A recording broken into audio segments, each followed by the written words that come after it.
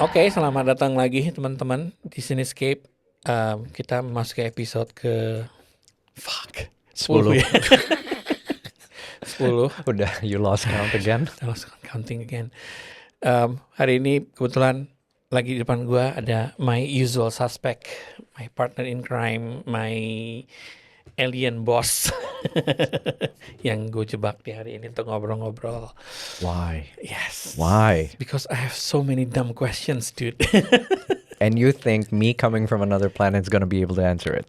At least you talk in a different language. Kayaknya penonton gue nggak jamin mereka akan ngerti juga. Jadinya what's the point? Gini sih Bin, gue masih penasaran tentang indie production sebenarnya kan. Jadi gue ingat banget waktu itu lu pernah cerita sama gue. Waktu itu kan gue nanya nih, zaman bioskop gitu ada tsunami-nya OTT several years ago, we talk about it, and then kejadian gitu kan, and then sekarang tuh apa nih, kita kan selalu gitu ya nanya abis ini apa ya gitu kan. And then you mention about indie productions. Anora muncul tuh di apa namanya Oscar kan. Not to mention Brutalist. Brutalist itu Is also an iya kan? independent film. Gitu. Nah, ini mungkin relate juga sama produksi-produksi yang lu produce juga sebelumnya di local yang more or less have the same spirits gitu kan, proses gitu ya. Kayak salah satunya adalah autobiografi lah contohnya. Okay. It was like what, 6 years in the making? Yeah, 6-7 years maybe. Okay. And then somehow for some reason you guys did it gitu kan, lu bisa produksi itu dan menjadi sesuatu gitu. Maksudnya produk itu menurut gua solid banget dan memang Thank you. secara benchmark itu ketes lah. Maksudnya di banyak festival gitu kan dengan banyak awards. Gua udah juga losing count itu berapa award dan segala Yeah, that was macam. an overwhelming one, Ya, to be gitu. honest. Nah, terus and then contoh yang gue lihat kan sekarang di Anora and Brutalis lah ya, dengan masing-masing porsinya gitu. Anora tuh kelihatan rasanya, istilah bodoh gue tuh, Anora tuh kelihatan banget indie-nya gitu kan. Kalau Brutalis tuh memang kalau kita nggak tahu background story-nya ya, wah ini epic banget gitu kan. Tapi ternyata 7 years in making juga sama aja gitu loh. Gitu. Nah, sebenarnya gini, itu kan apa ya, kayak indie filmmaking ini kan kayak sebuah pergerakan, kayak sebuah new idea. It's not a new ideology, but it's like an ideology of how to make films gitu. Di mana mereka punya kebebasan untuk memproduksi atau membuat sebuah film dan punya statement gitu kan. And then yang pasti mereka akan bergantung sama distributor, ya kan. Yang kedua, I don't know about the making the money, making money back gitu loh. Jadi balik modal nggak sih sebenarnya gitu. Nah, yang gue penasaran tuh gini loh Ben, indie ini survive-nya gimana ya gitu? How they're going to survive gitu? Kalau misalnya waktu itu lu pernah bilang kan, gue pernah nanya, ini duitnya dari mana? Ya private, lu bilang gitu kan. Terus but how? Maksudnya lu gimana caranya bilang ke orang-orang yang punya uang, gue punya film aneh nih. Terus lu ngasih duit nggak? Kan nggak mungkin gitu kan? Well, I don't know if you will say apa lu mulainya dengan gua punya film aneh. Yang jelas sih pasti mulainya dari aspek cerita yang mungkin bisa dibilang tidak umum.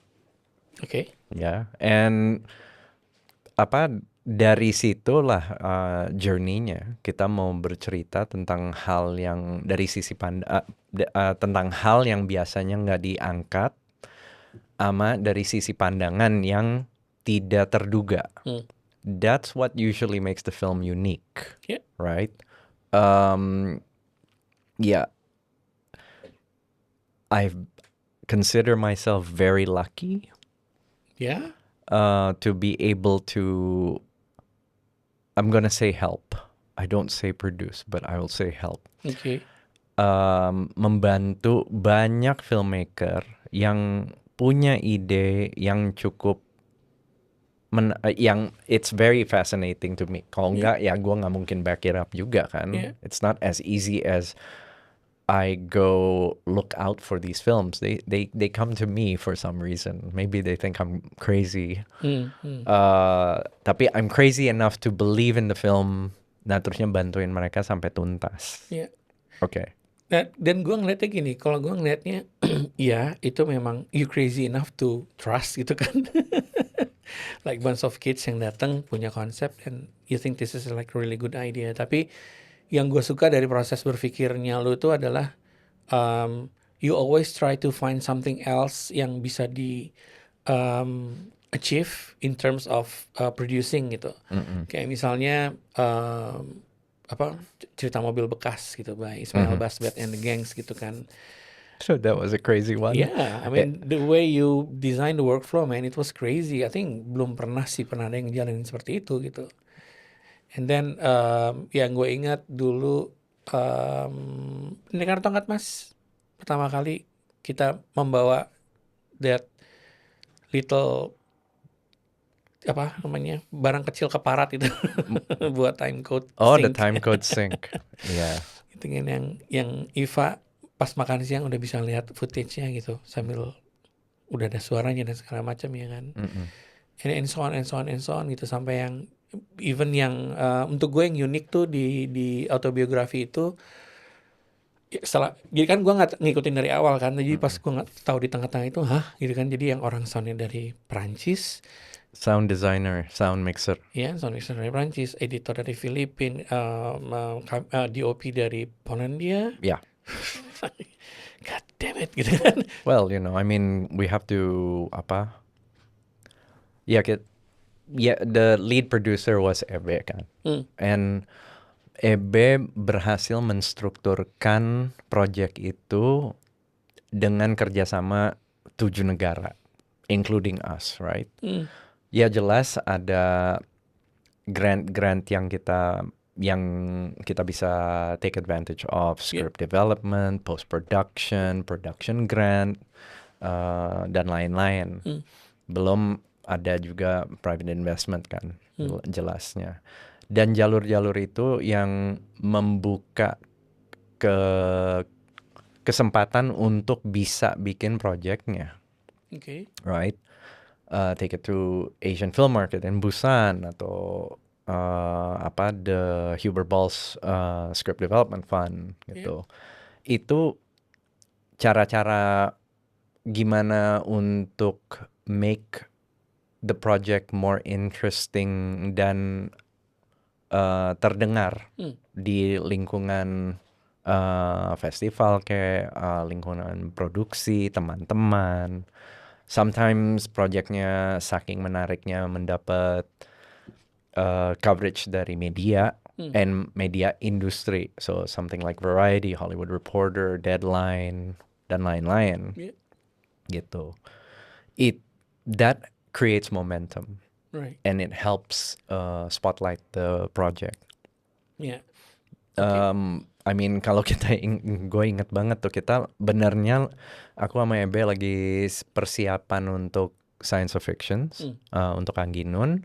Nah terusnya Ebe bilang, ini gue ada film, first time filmmaker, si Makbul, mau bikin his first feature, kurang lebih ini ceritanya kayak gini. Nah terusnya kita ya daripada cuman bikin presentation deck, coba deh kita bikin kayak bisa dibilang look board tapi it's a video board gitu. Video mood board. Jadi ya kita diskusi kurang lebih, ini kurang lebih nih apa aja yang mesti mau di highlight and di mana gitu. Udah sepakat, here's a camera, go shoot it. Oh jadi sempat bikin dulu mereka tuh? Iya. Oh oke. Yeah, one of many like there was yang dipakai sih. There were some scenes that eventually ended up in the film. We reshot. No, we had to gak mungkin dari mood board itu karena kan juga pemainnya belum pasti ya segala macam lah ya. I think pemainnya udah lumayan committed, udah terpilih. Tapi the key scenes yang kita mau highlight untuk ngasih lihat feel film ini berdasar dari first time filmmaker. And when I say first time filmmaker, first time feature filmmaker. Ya kita mau ngasih lihat confidence kita terhadap project ini. Iya. Ya udah, itu menjadi kick off-nya di I'm pretty sure it was Asian Film Market. Awalnya di situ. Oh, oke. Makanya langsung kedengarannya di situ ya awalnya. Mulai kedengeran dari situ dan and then it just kept developing. Nah, kenapa it took so long was because apart from script development and getting funding, kita kena pandemi. Iya, itu gue ingat banget. And we had to scrap the entire thing. Itu nyaris-nyaris mau syuting, tiba-tiba kena pandemi, ketunda total. Dan dalam periode pandemi itu, Makbul explore lagi. Oke. Nakal ya. Ya, explore dari penulisan, diskusi sama pemain. And I think that made him more prepared for telling that story. Interesting. Ya butuh kesabaran tapi ya paid off sih ya menurut gue. Most films do. I mean, in the same time, you were involved in it. Itu Sculpting the Giant yang dokumenter sama Seeds Motion. 9 tahun, berapa tahun? 7+ tahun. Emang idenya tuh yang asal lewat juga. Iya, dengan kamera yang asal ada. Mereka bilang, oh ya gue cuman syuting pakai GH4 ngeliatin. Wow, this is better than most people shoot. What do you need? Guidance. Udah kan, mereka perlu guidance. Nah terusnya kita bantuin dari sisi untuk ngerapiin biar itu bisa menjadi materi yang if it becomes a bioskop material, it's safe. Belum kita ikut terlibat syuting dan di beberapa titik untuk key moments juga. So but that took ide itu kan nggak muncul kalau mereka nggak kerjain video profilnya Nyoman. Betul. Mereka dapat idenya bukan karena mereka mau bikin dokumenter tentang Nyoman, tapi mereka lagi bikin video profile company profilnya dia, dan kebetulan mereka ketemu cerita. Langsung nekat. Mereka bilang, I think there's a story. They didn't say there's a story. I think there's a story. Dan dari diskusi itu kemungkinannya apa aja. Dan karena itu dokumenter dan kita nggak ada cerita, kita explore kemungkinannya apa aja berdasar dari footage yang ada dan apa yang mereka mau menghasilkan. How many hours of footage was it? Oh yeah, you're gonna have to ask them because I'm sure it's hundreds of hours. Like days gitu ya. Footage-nya berapa hari, berapa jam lagi ya? Berapa bulan. Gokil. Tapi gitulah, ideas every day there's an idea. Ya itu dia. Maksudnya gue kalau ngelihat dari point of view the value gitu kan, atau the ideas gitu, some of the things that we've been involved juga yang kita bantuin juga itu kan banyak yang menarik ya. Cuman yang gue wondering tuh biasanya kan gini, karena gue kan tumbuh dari dunia komersial ya dulu ya, dari awal karir gue gitu. Jadi yang gue tahu itu kan ada klien pemodal, lalu kita kerjain, kita dibayar ibaratnya gitulah ya. Terus yang punya modalnya itu menjual barangnya dengan TV komersial dan mereka akan gain more profit lah, berarti kayak gitu. Terus ke film yang komersial gitu kan, ada PH or investor itu punya uang X gitu, mau bikin film tentang ini atau cari siapa yang cocok, lalu mereka produce dengan harapan bisa menjual tiket, lalu mereka punya gain juga, profit gain juga gitu. Nah, kalau ini kan lumayan cukup beda banget nih gitu kan. In a way it's kind like a decentralized, so it's not like fokus ke satu studio gitu, tapi ya udah gerakan sendiri-sendiri aja gitu, seperti itu gitu. But how, kalau di luar tuh mungkin contohnya kayak Talk to Me kali ya. I guess, I don't know. I mean, karena Talk to Me itu kan filmmakernya dulunya YouTuber, yes, exactly. Lalu mereka bikin film itu yang hanya berapa, gue lupa deh angkanya. Terus A24 as a distributor, oke, mereka ngeliat dan mereka jual dan itu ratusan persen gitu lakunya gitu.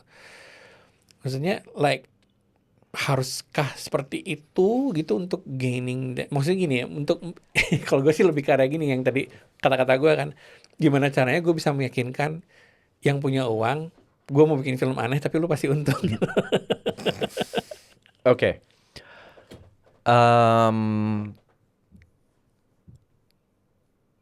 A film has an audience. Ya. Okay, you have to believe that a film has an audience, whatever it is. Nah, gimana caranya untuk mencari audience itu? Oke. Right? If you treat every film that everyone will watch, it'll get lost in the noise. Itu and biarpun gimana, it's like every other business. If you don't differentiate yourself enough from anything else, then everything looks like a dark poster with a red text. Ya. Right?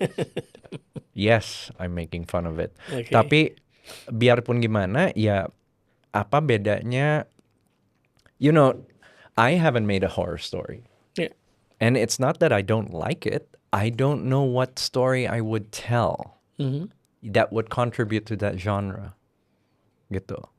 Karena itu jadinya ya until I see a story yang is worthwhile, yang beda, I'm not gonna produce it. Oke. And seharusnya kan itu yang memancing penonton untuk balik.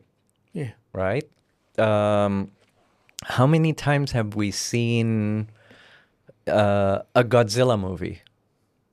Ya. Right? What makes Godzilla yang bikinan Jepang versus the Godzilla yang bikinan Amrik? Nah, Godzilla yang dibikin Amrik by Roland Emmerich versus Godzilla dibikin Gareth Evans. Edwards. Yes. Which is bedanya, yang satu popcorn fodder bener-beneran, yang satu ada sesuatu gitu yang beda gitu. Yeah, Right? you're right. And that means ya sutradaranya atau studio, I mean Godzilla is a studio film. Yeah. Mereka mau menawarkan sesuatu baru towards that towards that topic, that story. Itu yang bikin penonton mau nonton lagi, apart from the fact that it's Godzilla. Iya. IP-nya udah kuat lah ya. You know, Anora is basically a Cinderella story. Yeah, actually. Yeah, it's a Cinderella story with a hooker. How many hooker stories? And okay, if that's a Cinderella with a hooker, menjadi main karakternya, so is Pretty Woman. Ya. Gue baru sadar loh itu, kampret. So keren. But itu tuh yang kenapa dua-duanya laku, is because what is the new thing yang lagi di-present untuk penonton? Iya. Anora itu teater rilis ya? Theatrical. Oke. Tadi kan lu bilang tuh, kita tuh harus tahu mau ngomong apa, dan ke penonton yang ibaratnya kita juga harus tahu penonton yang mana nih, ya kan? Apart from that noises, lempar terus untung-untungan ada yang nonton apa enggak kan? Tapi karena itu genre berhasil karena it's a comedy. It's a horror. It's a thriller. Itu udah tahu penontonnya, gue mau nonton thriller hari ini. Okay? Seven dan lain-lain. Gue mau nonton horror hari ini. Talk to Me, The Nun, dan lain-lain. Gitu. I want and so on and so forth. Itu is genre identifies an audience. Okay. Right? Nah, tiba-tiba, let's say you're making a rom-com and on that week of release, ada 5 rom-com. Yeah. How do you differentiate yourself one from the other? Yes. And itu mau indie, itu mau studio, it's the same problem. Yeah. Nah, kalau misalnya nih, ini diskusi ya. Misalnya dengan perkembangan viewing media platform lah. Jadi kan ada bioskop, ada OTT. Dulu kan video on demand, streaming OTT, and then sekarang ada sosmed and like YouTube platform. YouTube platform itu sebutannya apa sih? Video platform atau apa ya namanya? Streaming platform Streaming, I guess. mungkin ya, something like that lah ya pokoknya. AVOD. AV, Advertised video on demand. FVOD, oke. Coba ntar gue cari. SVOD is subscription video on streaming video on demand, or Coba nanti. Oke. I don't know the Gitu, istilah. I'm not Ntar that gue guy. bikin itunya. Supers, ntar ada supersnya, tenang aja. I don't know if these are accurate, ya. Nah, apa namanya? Menurut lo dengan banyaknya itu sekarang gitu, dengan aksesibilitas yang jauh lebih gampang, bisa gratis, bisa berbayar, dan ada level-level segala macam gitu. Apakah itu menjadi peluang baru buat para indie productions menurut lo yang bisa bermain di sana, instead of bergantung dengan distributor yang mau dan menyebar itu di sinema gitu? Karena I remember the links yang lu kasih ke gua dari Strada, nggak salah, Michael Cioni presentation about how many tickets Americans sold in 2023. Averagely only 3 tickets, right? Yeah. Like what? 3? Not even 10, right? Berarti kan ada sesuatu yang bergeser gitu, ibaratnya dari behaviornya gitu. Nah, lu ngeliat ini peluang nggak untuk produksi indie sebenarnya? Yeah, of course. I mean, I'm gonna be honest, I'm very jealous of the access sekarang. Oke. Bukan hanya dari sisi equipment yang memungkinkan untuk kita bisa menghasilkan gambar, suara, dan lain-lain yang bagus. Facilities yang dulunya bisa ratusan M, I guess. Puluhan M. I don't know my numbers. I have to translate it from dollars to rupiah. Tapi if I think about dulu di era waktu kita baru proses ada apa dengan cinta dan lain-lain, right? I'm editing on an Avid that's 4M. Apa sistemnya? Sistem Avid-nya itu baru Avid-nya. Itu tahun berapa? 4M? 4M. Tahun? I don't. What was ADC? What year was that? Gue lupa. Pokoknya Edisi pertama nih kan? Iya, iyalah. 2000-an. Yeah, I'm that old. Yeah, and I was editing. So whenever ADC was lagi itu, benernya kan aku lagi ngedit filmnya Rudy yang Rumah Ketujuh. That's right. Okay. And and Rumah Ketujuh was before ADC. Tapi it was released after ADC. Right. Okay.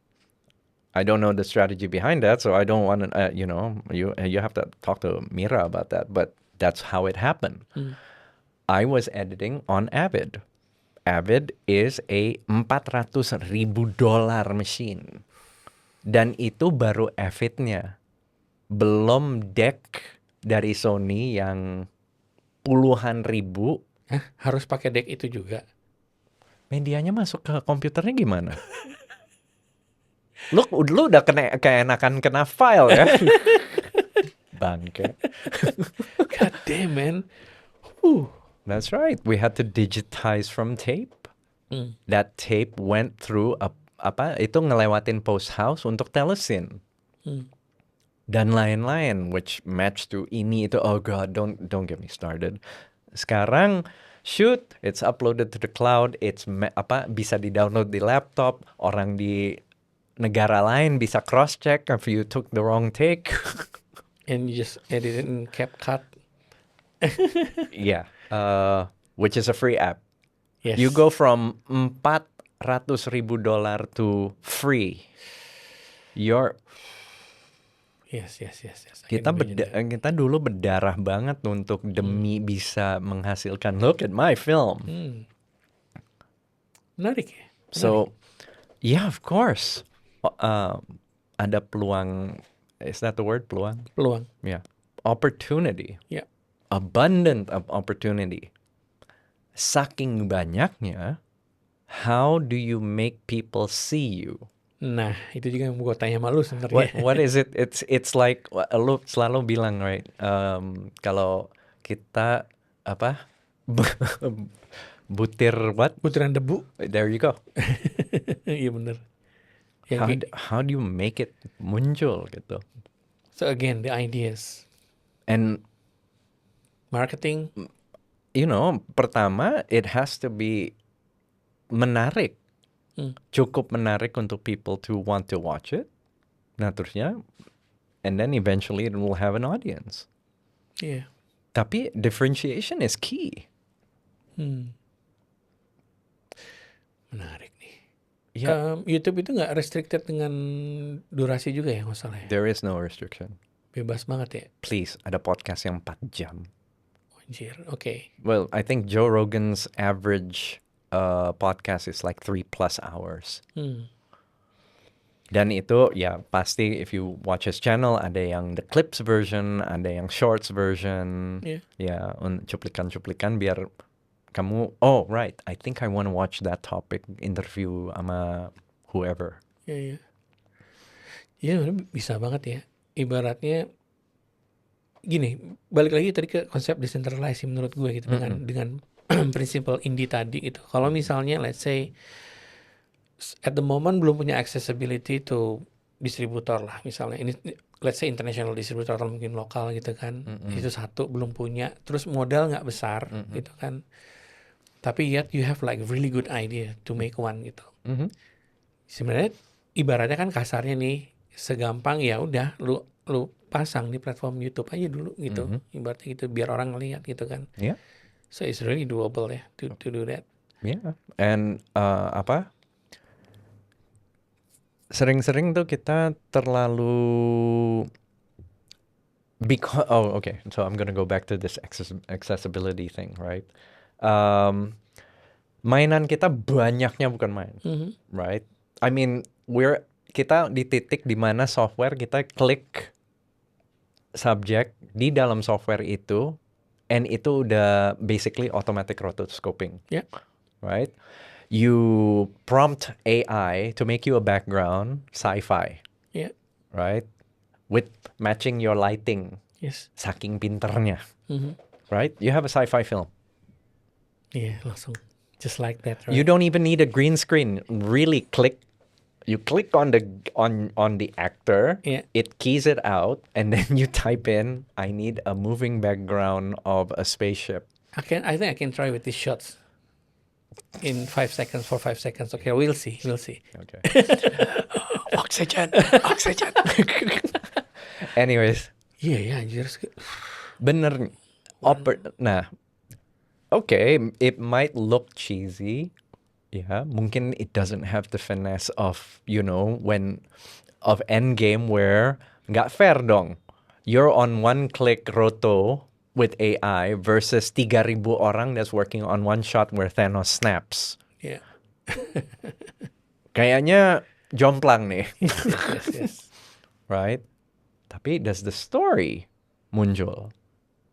Karena the first thing that's gonna happen kalau story-nya menyatu, resonates to the person who's nonton, pasti kan, lu mesti check this out loh. Yes. Right?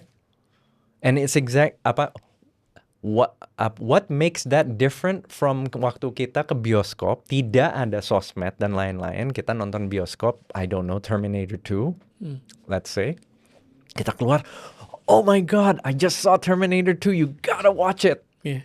It's the same thing, it's word of mouth.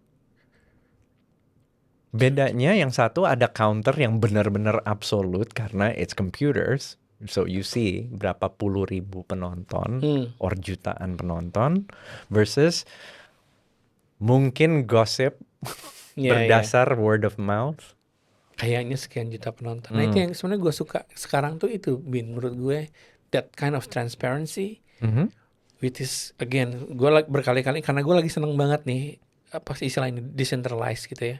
Jadi the openness, the transparency gitu yang semua orang bisa ngelihat ini buktinya gitu, ini datanya gitu loh. Kan jadi kayak untuk gue tuh kayak fair game. rasanya gitu. Mhm. There is no middle man Ya, anymore gitu. ya. Jadi sebenarnya gue sih pengen banget sih. Saya I don't know, either we produce one or kita cari orang yang cukup gila mau bantuin atau ikutan gitu ya, funding a project yang kita bikin, yang tapi kita lemparnya ke ini ke YouTube kayak yang kita bikin itu juga kan, itu kita bikin iseng banget ya. Which one? The Missing, Oh, Missing. the foodie thriller. Yeah. Ya, itu menurut gue itu juga ya karena kita bikinnya juga selewat ya. Gue liat emang rapi gini-gini segala Yeah, macam. okay, well, I mean, lo ngomongnya selewat, tapi me and Pinkan worked on it for a year before we got you involved. Hmm. So, again kan, waktu. When you don't have money, you need time. That's a good point. When you don't have time, you need money. Yeah. Karena in the end, it's resources. Nah, good producers are resourceful. Yeah. Mereka pasti ngakal gimana caranya untuk menjawab kebutuhan cerita. Not kebutuhan director, I'm sorry. Yes, the director is the visionary, tapi in the end, we're serving the story for the sake of someone watching it. Yeah. That's it. True. If you're I don't understand people who make films for themselves. Right? Itu godaan paling besar soalnya. Well, look, if it's a personal statement, it's fine. I don't have a problem. Benarnya aku nggak ada masalah kalau orang tuh mau bikin film, mau mengungkapkan sesuatu yang sangat personal. Make it watchable. Kalau istilah gue biasanya gue ngobrolnya tuh grammar. Grammarnya disamain sama penonton biasanya, istilah gue gitu. Maksudnya this is a good idea. Gue karena suka. Well, it has to be Debat juga. mungkin yang the statement should be mesti dijembatanin. Ya. Right? Ya. I mean, I think of Big Fish. Big Fish. Gue sedih banget nonton film itu, men. Itu film personal banget untuk Tim Burton. Oh, oke. Benar-benar tentang dia sama bapaknya. Oh, wow. It's a very personal film for him. Right?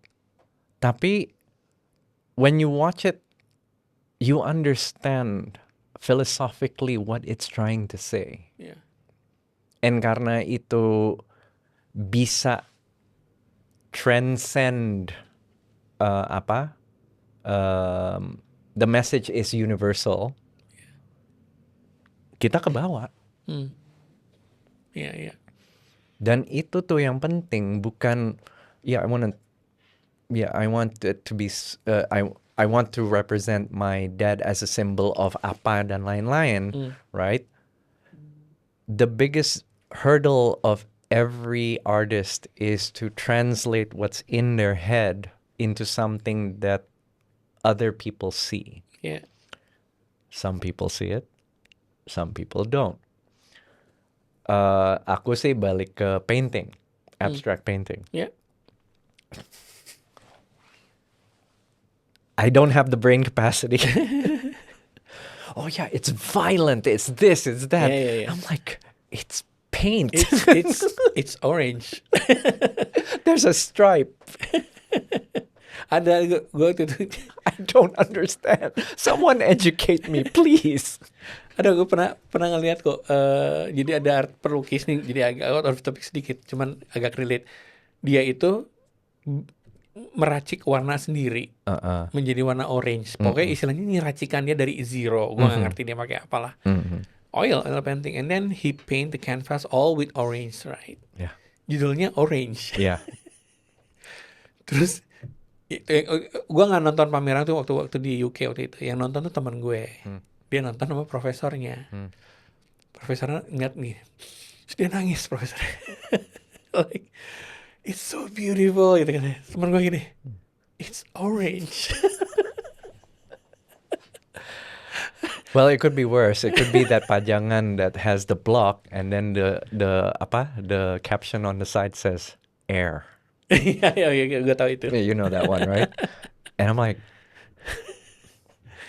Oh my God. what? Okay, and it's really expensive. Yes. Oke, oke. Tapi ya itu balik lagi sih ke tadi ke platform ya, platform alternatif. So it's really like doable, tapi memang noise-nya banyak banget. Jadi memang challenge-nya adalah how Yeah, there is si no ideas. tidak ada restriction sama sekali Iya, iya, untuk berekspresi dan untuk menyajikan untuk penonton. iya, Tapi gimana untuk memperbedakan diri kamu sama yang lain? betul. And that is the challenge. Nah, everyone says it's marketing. I don't think so. Marketing makes it, ya tolong lihat ini. Iya, Tapi kalaupun udah ditunjuk ke situ, nah terusnya ceritanya nggak nyatu, it's gonna be gone. It's, iya, true. like Kaiser Soze. Kaiser Soze. Oke.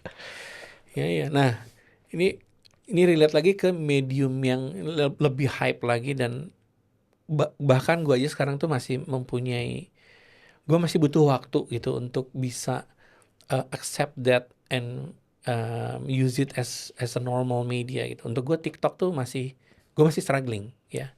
Tapi memang like billions of people already use that, right? Yeah.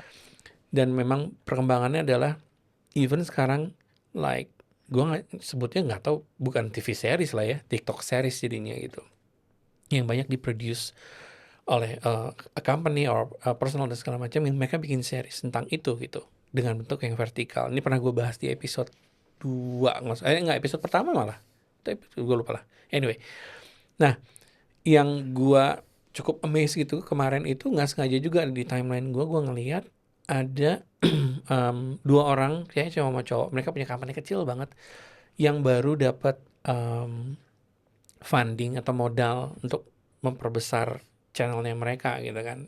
Gue lupa namanya, nanti gue cari lagi ya.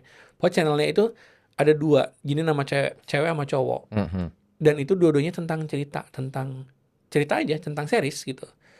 Si cewek ini lagi kemana, ketemu apa, dan itu berseri-series dan engagement tuh tinggi banget itu, makanya sampai investornya ngeliat this is like really good money making, dikasih sama dia gitu.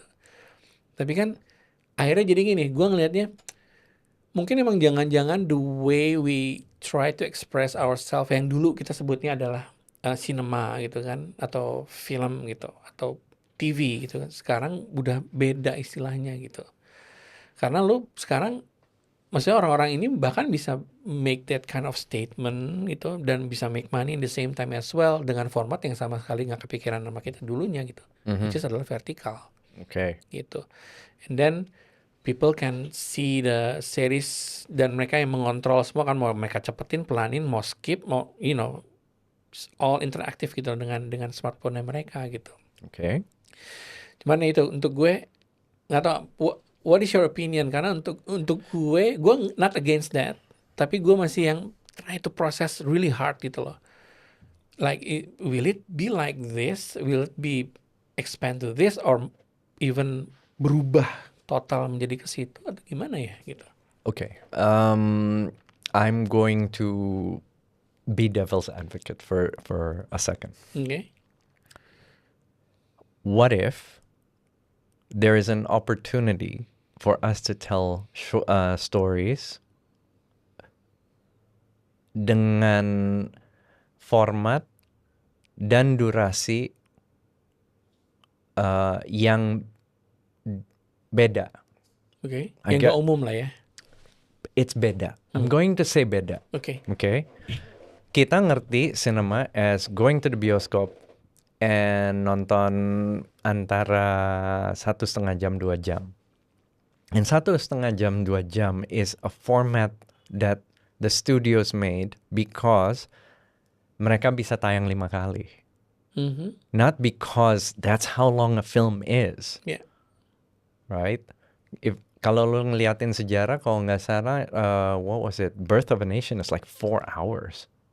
Oh, yang Yang aslinya di Birth of Nations. You know, the black and white Yeah, one yeah. that's available on the internet now because it's Itu already 4 jam. oh yeah, Oh, it's long. yang propaganda gila-gilaan itu kan tentang race kan. Slavery, race, Yes. whatever. Anyways, 4 jam, damn man. Gone with the Wind had an intermission. I think India masih mengikuti tradisi itu di mana ada intermission karena ceritanya harus tuntas. Harus tuntas. Right. Bukan berdasar dari durasi, tapi berdasar dari kebutuhan cerita. They're not even divided into part 1, part 2. No. It's 2 hours. You need a pee break. That's why there's a bathroom break halfway. Right. Kalau nggak salah Brutalist ngikutin format itu. Intermission. Oh iya ada, iya benar. Gue baru sadar. Brutalist itu 3 jam ya? Lebih. Oh fuck. And you know, aku nonton itu sih it's like okay, 3 what 3 hours. Yeah, exactly. Nafasnya bagus banget. Yeah, yeah, yeah. Killers of the Flower Moon 3 jam plus. Didn't feel it. Zack Snyder yang apa? Justice League? Is it Justice League atau Superman nih? Gue lupa. Yang 3,5 jam juga. I don't remember. Itu gue gak ngerasain loh. Great storytellers. Endgame ya? Endgame is 3 hours plus. Lord of the Rings, most of the Lord of the Rings, all extended version, all more than 3 hours. Anjir gak ngerasain gue. And itu that's a testament to good storytelling. Okay? Itu cinema. Let's say that's cinema. Tiba-tiba ada format yang di bawah itu. What is that? Television. Yeah. No more than 1 hour. Yeah. Okay? Technically it's 40 something minutes because mesti ada iklan. Yeah. Ceritanya bisa lebih pendek lagi. What is that? Sitcom. 30 menit, which is actually 19. Right? So what else? Formatnya harus lebih pendek lagi. Short film. Right. I like my short films 15 minutes max. Okay. Yeah. 10 minutes better. Shorter. Kalau udah lebih pendek apaan? Iklan. Yeah. Right? So this is this is just another format. Okay? Lu nonton horizontal, lu nonton vertikal, doesn't really matter. It's trying to tell a story in a time period. Ya, ini kayaknya harus menjadi bahan studi baru gua sih. Karena kan sebelumnya maksudnya gini, kan gua kan ya maksudnya ada belajarnya lah ya. Ada studinya di mana ya sinema itu horizontal gitu. All the ratios itu ya membawa lu ke arah situ. Jadi melihat semuanya itu horizontal. Di mata manusia tuh itu gitu. Is it horizontal? Is it vertical? We don't know. Ya. Right? The Academy format was 4:3. Is that horizontal? Ya itu dia. It's square. Square. It's near square. Yeah. Right? And then Instagram made it square. Is that horizontal or vertical? Yeah. It's neither. Tapi framingnya cukup untuk muka manusia yang cukup full, preferably cowok ganteng, cewek cantik. Yeah. And that's what you're looking at. Yeah. And their journey. That's kalau ini ada TikTok channel that tells a story tentang cewek ini jalan gimana, cowok ini jalan. Nah, terusnya you want to see more? Flip to the next episode. Yeah. Episodenya maximum berapa menit? Berapa sih TikTok? Belum tahu gue. Like, ada yang tahu TikTok berapa? Okay, TikTok. However long the duration is, you can take a break from it. Yeah, true. Same like OTT. Yeah, or anything, right? Yeah. Tapi kan OTT masih menuju ke yang tradisional. And Yeah. I'm going to say traditional because that's the format we understand. Yeah. Right? It doesn't mean that is the format.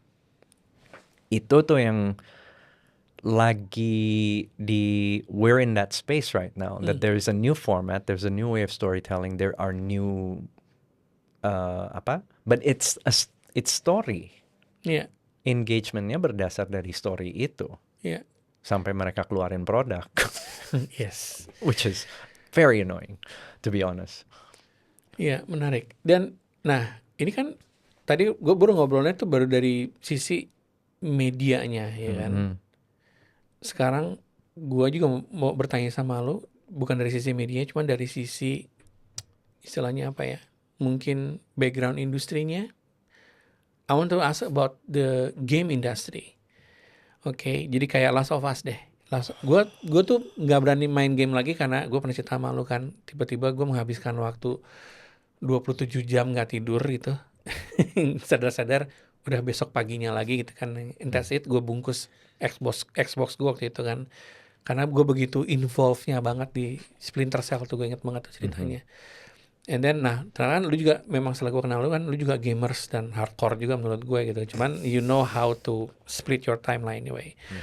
And then came The Last of Us yang Yeah. gue sering dengar dari beberapa teman gue yang gamer sebelum gue tahu, dimana mereka bilang, oh I'm so emotional playing with it dan segala macam.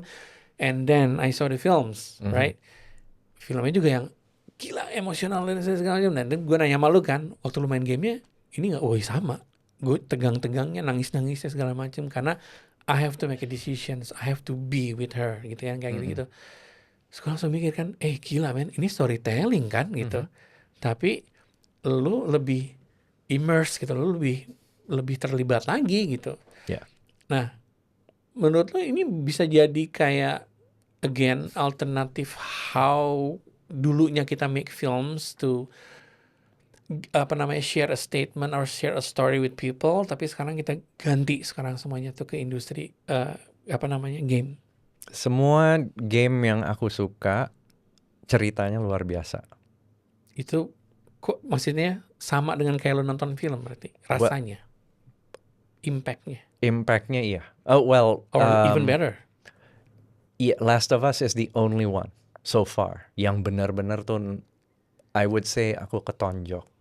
Oh ya. Like, aduh, I would go back to the first experience if I could.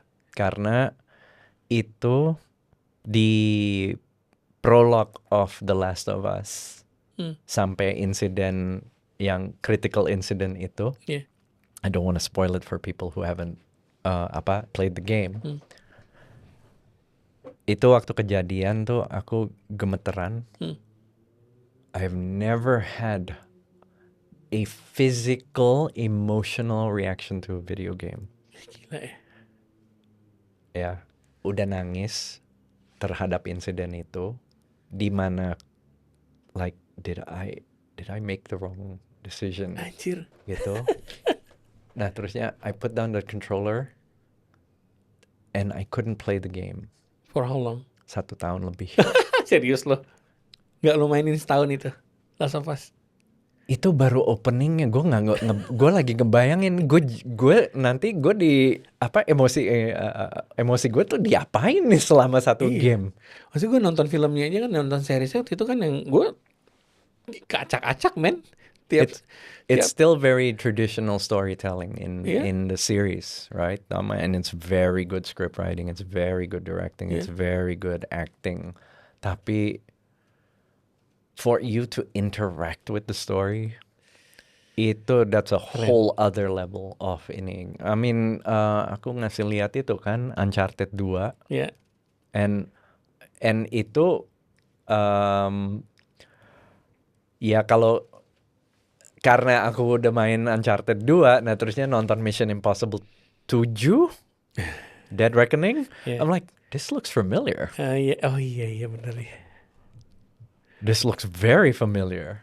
Tapi sesak nafas si Tom keluar dari kereta itu tuh yang like, dulu gue yang kontrol orangnya. Serunya ada. And I think we have to stop looking at the medium. Ini yang media. Yeah. And just focus on storytelling however it is. Kebetulan kita di audiovisual. Yeah. Right? And audiovisual ini, semua mainan ini bisa di-cross ke manapun. Itu mau ke video game, kebetulan di podcast, we're telling a story right now. Yeah. Right? Which is going to go to YouTube or Spotify dan lain-lain. Then the storytelling is different. Yeah. Right? ada yang nulis, ada yang lukis, ada yang bikin installation art. So stop thinking about the medium and just tell the story. Ya, dan gue akan ter-challenge untuk bikin stories dengan these iPhones, I think. Oh, Near speaking, features. nih biar aku geek beberapa detik ya. Kan Resolve baru keluarin tuh 1914. Kayaknya nggak ada yang perhatiin Samsung Log Lat. Artinya, from our previous episode, kan gue bilang HP. Ya, Okay, Yeah. so if Apple was the first, next. Samsung is next. Kacang goreng sih. Well, nanti tinggal tunggu aja sampai brand-brand lain, Xiaomi, Log Lat, Huawei, Oppo, dan lain-lain. Gila. Gue pengen terusin lagi tentang game sih, cuman kayaknya kita udah kenal 51 menit, so Already? ya, That one was fast. ya rasanya ya. sih. So, ya, kan mungkin kayak gue mau ngomongin lagi tentang produksi, cuman ngarah-ngarahnya ke game dan the new media lah. Oh Kita God. lihat ya. Oke, stay tuned. Thanks, Alright. man. Alright. Thank you.